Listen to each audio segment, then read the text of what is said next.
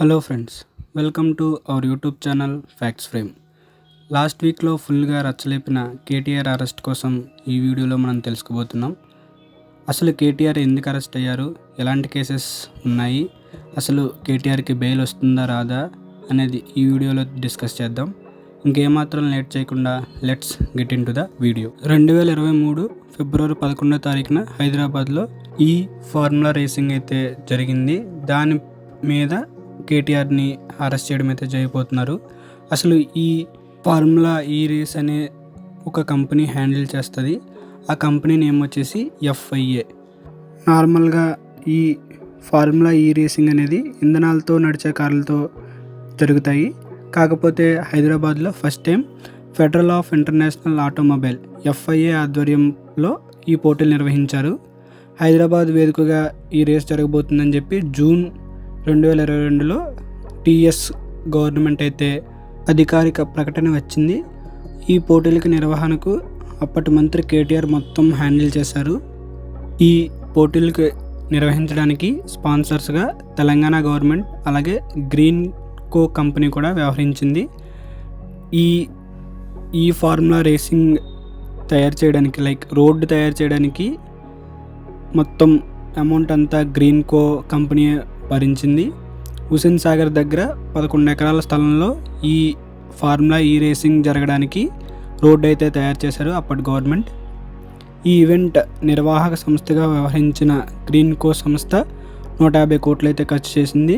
అలాగే Hyderabad racing limited 30 కోట్లు ఖర్చు చేసింది. రోడ్లు ఇతర అవసరాలు HMDA తరపున 20 కోట్లు అయితే అప్పటి గవర్నమెంట్ అయితే ఖర్చు పెట్టారు. అంతా సక్సెస్ఫుల్గా అయింది. ఈ ఫార్ములా ఈ రేసింగ్ కూడా చాలా సక్సెస్ అయింది. అందుకని చెప్పేసి తెలంగాణ గవర్నమెంట్ కేసీఆర్ ప్రభుత్వం అయితే 4 ఇయర్స్ పాటు ఈ ఫార్ములా ఈ రేసింగ్ తెలంగాణలో జరగాలని చెప్పేసి అగ్రిమెంట్ అయితే రాసుకున్నారు.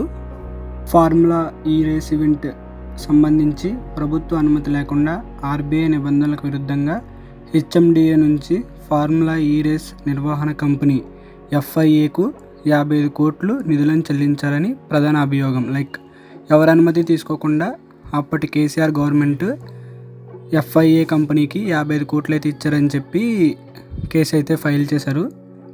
ఈ కేసులో A1గా కేటీఆర్, A2గా సీనియర్ IAS అధికారి అరవింద్ కుమార్, అప్పటి HMDA చీఫ్ ఇంజనీర్ అయినటువంటి BLN రెడ్డిని A3గా ACB నిర్ధారించింది. ఫస్ట్ టైం ఈ ఫార్ములా ఈ రేసింగ్ చాలా సక్సెస్ అవడంతో నెక్స్ట్ టైం కూడా తెలంగాణ గవర్నమెంట్ మా హైదరాబాద్లోనే జరపాలని చెప్పేసి అగ్రిమెంట్ అయితే చేసుకున్నారు కదా. అసలు ఆ అగ్రిమెంట్ చేసుకున్న తర్వాత ఏమైంది, ఎందుకు 2024 ఫిబ్రవరిలో జరగాల్సిన ఫార్ములా ఈ రేసింగ్ క్యాన్సిల్ అయిందో తెలుసుకుందాం. 2023 డిసెంబర్లో తెలంగాణలో కాంగ్రెస్ పార్టీ అధికారంలోకి వచ్చింది. 2024 ఫిబ్రవరి 10న సీజన్ ఈ రేసింగ్ పోటీలు జరగాల్సి ఉంది. దాన్ని రద్దు చేసుకున్నట్లుగా ఈ ఏడాది జనవరి 6న SFI ప్రకటించింది. FIA కంపెనీ తెలంగాణ గవర్నమెంట్ మీద అయితే చిన్న ఇన్సిడెంట్ అయితే రైజ్ చేసింది. తెలంగాణ గవర్నమెంట్ కేటీఆర్ మీద కేసు అయితే ఫైల్ చేసింది. ఈ కేసు విచారించడానికి తెలంగాణ గవర్నమెంట్, కేటీఆర్ ఒక మాజీ మంత్రి కదా, సో అందుకు గవర్నర్ అనుమతి అయితే తీసుకోవాలి. ఆ గవర్నర్ అనుమతి కోసం ఇప్పుడు దాకా వెయిట్ చేశారు. గవర్నర్ కూడా కేటీఆర్ని విచారించడానికి యాక్సెప్ట్ చేశారు. అసలు కేటీఆర్ మీద ఫైల్ చేసిన కేసులో FIRలో ఒక మెయిన్ 5 పాయింట్స్ ఇప్పుడు చూద్దాం. ఫస్ట్ పాయింట్ వచ్చేసి ఎలక్షన్ కమిషన్ పర్మిషన్ తీసుకోకుండా మనీ ట్రాన్స్ఫర్ చేశారు, అది కూడా election board election date announce చేశాక అనేది ఫస్ట్ పాయింట్ కింద ఆరోపించారు. నెక్స్ట్ పాయింట్ వచ్చేసి స్టేట్ ఫైనాన్స్ డిపార్ట్మెంట్ పర్మిషన్ లేకుండా మనీని ఎలా ట్రాన్స్ఫర్ చేశారని చెప్పారు. థర్డ్ పాయింట్ వచ్చేసి ట్రాన్సాక్షన్ మేడ్ బిఫోర్ అగ్రిమెంట్. ఇప్పుడు ఎవరన్నా అగ్రిమెంట్ చేసుకున్నప్పుడు అగ్రిమెంట్ అయిన తర్వాత డబ్బులు ఇస్తాం, కానీ ఇక్కడ డబ్బులు ఇచ్చిన తర్వాత అగ్రిమెంట్ అయిందని చెప్పి FIRలో పేర్కొన్నారు.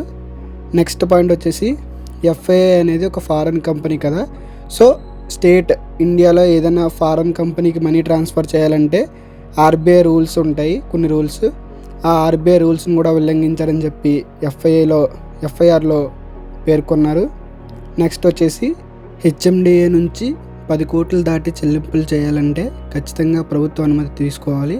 అయినప్పటికీ ఎలాంటి అనుమతులు తీసుకోకుండా మనీని ట్రాన్స్ఫర్ చేశారని చెప్పి ఏసీబీ ఎఫ్ఐఆర్లో పేర్కొంది. సో దానికి కేటీఆర్పై అవినీతి నిరోధక చట్టం సెక్షన్ 13(1)(a) రెడ్ విత్ 13(2)తో పాటు ఐపీసీ 409 రెడ్ విత్ 120B సెక్షన్ల కింద ఏసీబీ కేసు నమోదు చేసింది. ఇవి నాన్ బెయిల్ సెక్షన్స్ కాబట్టి ఒకసారి జైలుకి వెళ్తే 3 months దాకా బెయిల్ రాదు. సీనియర్ ఐఏఎస్ అధికారి అరవింద్ కుమార్ నుంచి మొదలుపెట్టిన ఈ కేసు ఇన్వెస్టిగేషన్ కేటీఆర్ దాకా వచ్చింది. కేటీఆర్ ఎలా అయినా అరెస్ట్ అవుతాడు అని కాంగ్రెస్ పార్టీ చెప్తుంది. కానీ నేనేం తప్పు చేయలేదు, కావాలంటే అసెంబ్లీలో చర్చకు సిద్ధమని చెప్పి కేటీఆర్ చెప్పారు. బట్ కాంగ్రెస్ పార్టీ ఈ మ్యాటర్ని అసెంబ్లీలో చర్చించడానికి అయితే యాక్సెప్ట్ చేయట్లేదు. అది ఒక ఇంట్రెస్టింగ్ పాయింట్. ఫార్ములా ఈ రేసింగ్లో చాలా EV companies like Mahindra, Yamaha, Envision, Jaguar, Tata కంపెనీలు పార్టిసిపేట్ చేస్తాయి. సో వాటి బ్రాండ్ వాల్యూ కూడా పెరుగుతుందని చెప్పి బీఆర్ఎస్ పార్టీ వాదన. ఫార్ములా ఈ రేసింగ్ హైదరాబాద్లో నిర్వహించినప్పుడు తెలంగాణ స్టేట్కి 700 crores ఫండ్స్ వచ్చాయని చెప్పి కూడా బీఆర్ఎస్ పార్టీ ఆరోపించింది. కానీ అంతా బాగుంటే గ్రీన్కో కంపెనీ ఎందుకు స్పాన్సర్షిప్ని క్యాన్సిల్ చేసుకుందో చెప్పమని బీఆర్ఎస్ పార్టీని అయితే ప్రశ్నించింది. ఇది ఇలా ఉండగా బీఆర్ఎస్ వర్కింగ్ ప్రెసిడెంట్ అయిన కేటీఆర్ గారు చాలా మీటింగ్స్లో చెప్పారు, లైక్ ఫార్ములా ఈ రేసింగ్ కేసు మీద నన్ను అరెస్ట్ చేస్తారని చెప్పి. దానికి కూడా కేటీఆర్ గారు ఘాటుగా స్పందించారు. లైక్ ఏం పీక్కుంటారో పీక్కోండి అని కూడా చెప్పారు చాలా మీటింగ్స్లో.